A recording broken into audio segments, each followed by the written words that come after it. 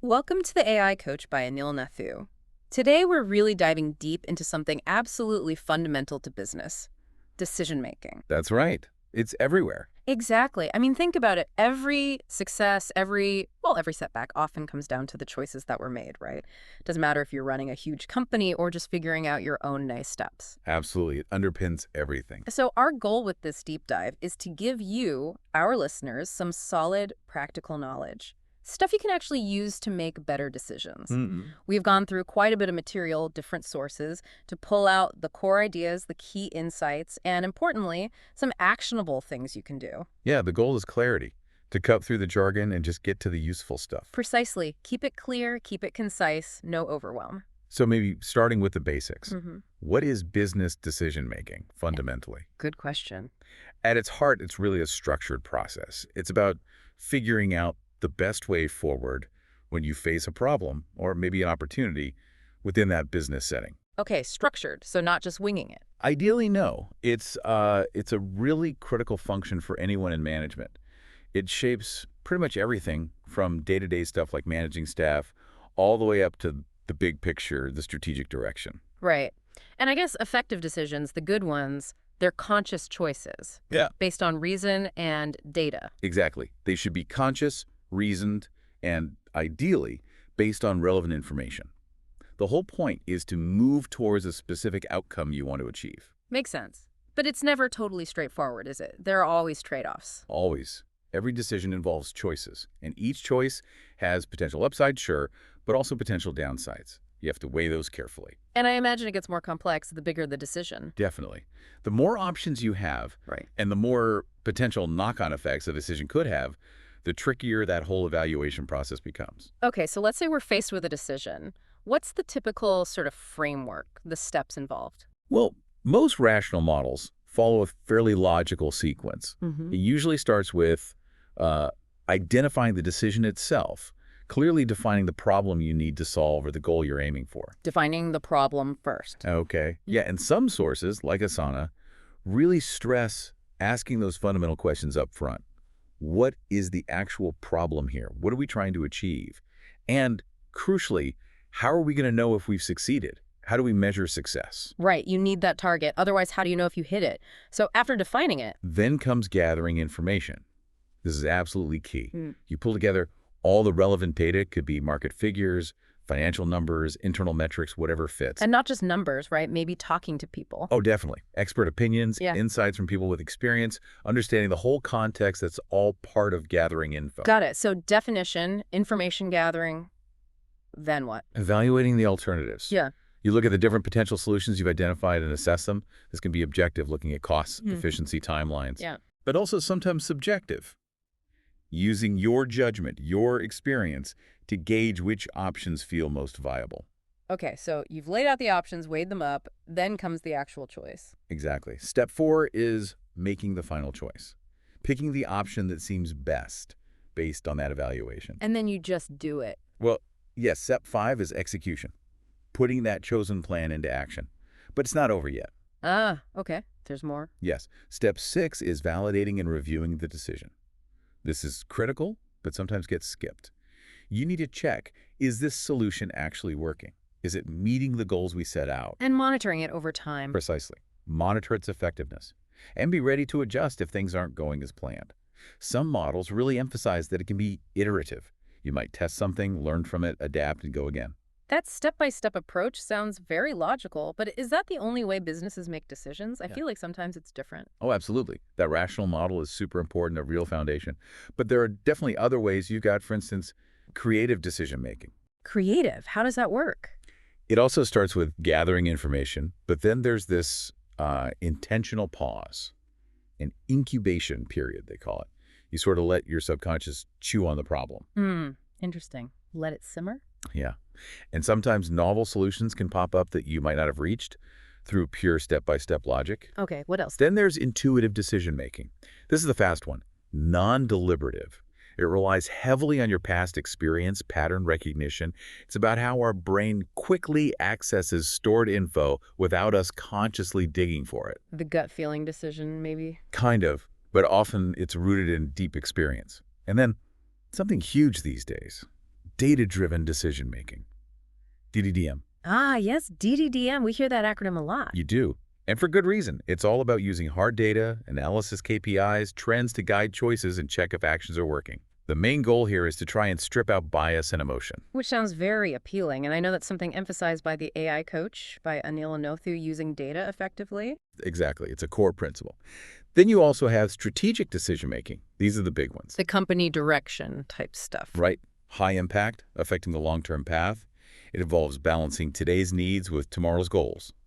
You also see ethical decision-making, focusing on morals and stakeholder impact. Important. Very. And risk management decision-making, identifying and planning for potential downsides.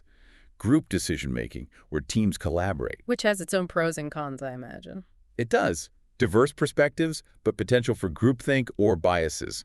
And finally, there's the recognition prime decision model, or RPD, often used under pressure.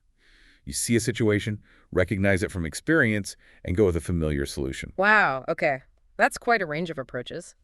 So, pulling back a bit, what are some of the really key lessons or insights that keep coming up across these different models and sources?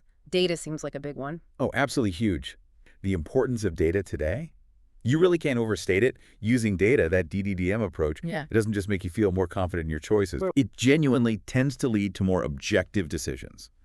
Less reliance on just gut instinct. Studies actually show that companies that are really data-driven, they're way more likely to see improvements in how well their decisions turn out. That makes sense. But is data always No. perfect? Neutral. That's a fantastic point. Yeah. No, data isn't magic.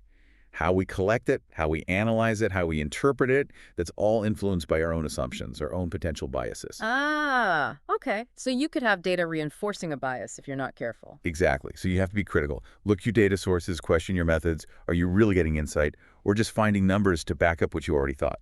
That's a critical distinction. So, practically speaking, how does this DDDM work day to day? What are the steps? Typically, it starts with figuring out what questions you actually need answers to, what problems need solving. Then you collect the data that's relevant to that, often focusing on KPIs, key performance indicators. Those measurable targets. Right, things that show if you're hitting your business objectives. Then you take that raw data and you need to turn it into something useful, actionable insights. That's where tools come in. Like what kind of tools? Business intelligence platforms, Tableau, Power BI are common examples. Mm-hmm. Even good old Excel or more advanced stuff like Python for data analysis. Uh-huh.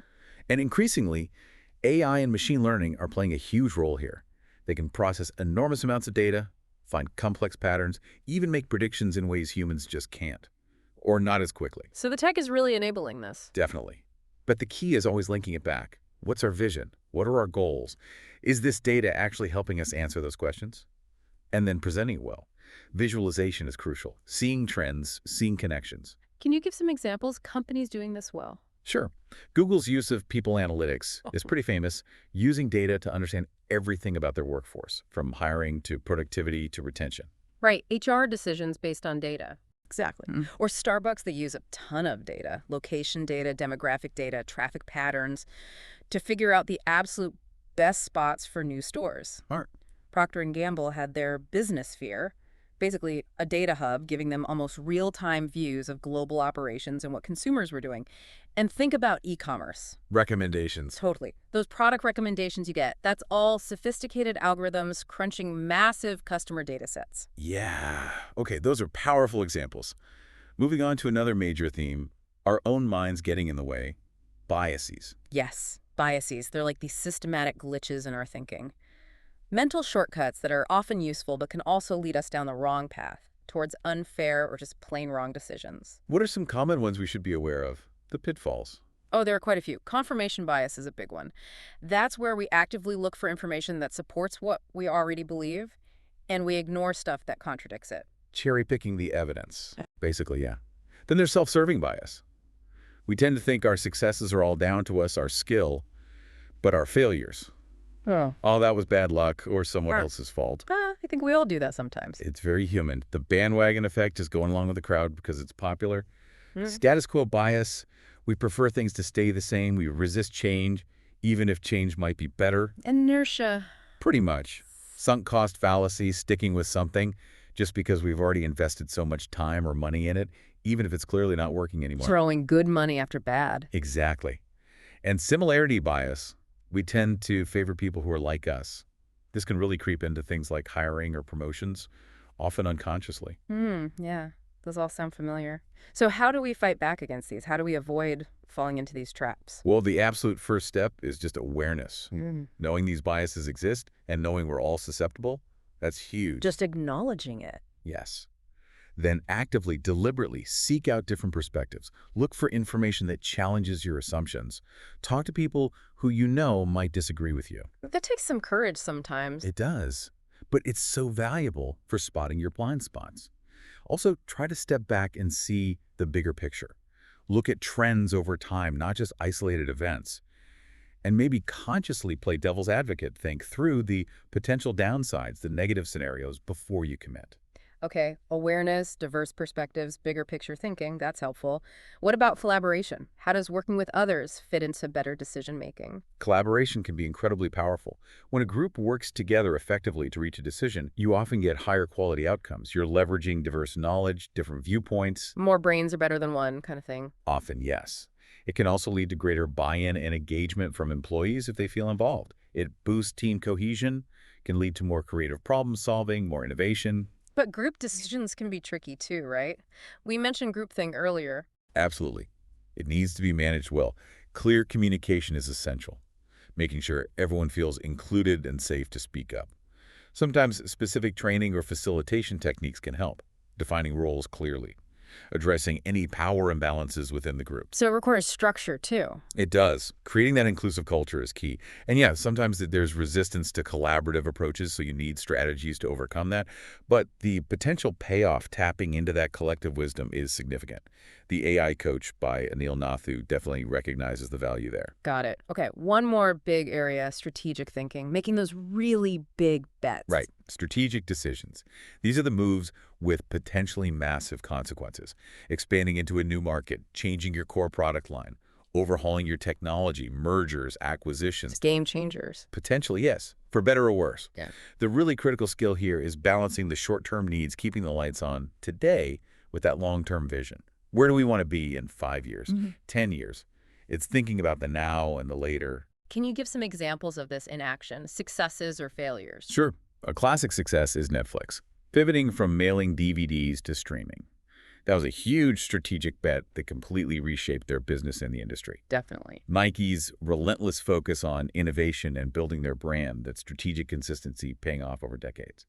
On the flip side, Kodak. Ah, yes. The cautionary tale. Right. They actually invented the first digital camera. But they were hesitant to fully embrace digital, worried about cannibalizing their film business, a strategic failure to adapt with massive consequences. Wow. So understanding the risks is part of this too. Absolutely crucial. Identifying potential risks, assessing their likelihood and impact, and planning how to handle them is a non-negotiable part of strategic decision-making. Okay, this has been incredibly insightful. Let's pivot now to the listener. For you listening, based on all this, what are some concrete actions you can start taking to get better at business decision-making? Okay, several things come to mind. First, really lean into data. Start actively looking for data that's relevant to the decisions you make, big or small. Don't be afraid of the numbers. Exactly. Practice analyzing it, visualizing it. Try to find the story in the data. Make it a habit. Consult the data before making significant organizational calls. Okay, embrace data. What's next? Recognize your biases. This takes honesty. Reflect on past decisions. Were there biases creeping in? Confirmation bias, sunk cost. Actively look for people and information that challenge your default view. Challenge yourself. Got it. Third, foster collaboration. Where it makes sense, bring your team or other stakeholders into the process. Create that safe space where different opinions aren't just tolerated, they're genuinely welcomed. Use the group's wisdom. Yes.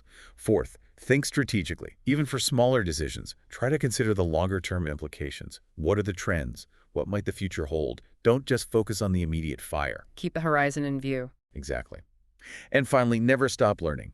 Stay curious about different decision models, new techniques. Reflect on how your decisions turn out, both the wins and the losses. Learn from everything. This idea of continuous learning is something the AI Coach by Anil Nathu really encourages. That's great advice. Embrace data, recognize bias, foster collaboration, think strategically, and keep learning. So, if we were to sum it all up, effective business decision making isn't just one thing, is it? Not at all. It's really a blend. It's using a rational process when appropriate, but also grounding it in solid data analysis. It's being constantly aware of our own biases and working to counteract them. It's tapping into the power of collaboration and always maintaining that strategic long-term perspective. A mix of skills and awareness. Precisely. And by understanding the steps, knowing the different approaches or models exist, and actively working on these areas, you, our listeners, can genuinely become much more effective. You can make a bigger difference in your organization. That's a really empowering message. It's not some mystical art, it's a skill you can develop. Absolutely. Okay, that feels like a great place to wrap up this part of the discussion. As a final thought for you listening, take these ideas, mull them over, and really try to apply them, not just at work, but maybe in other areas of your life too. Every choice is a chance to practice, to learn, and to get better. Thank you for joining us today. Visit the AI Coach website for more AI insights by Anil Nathu.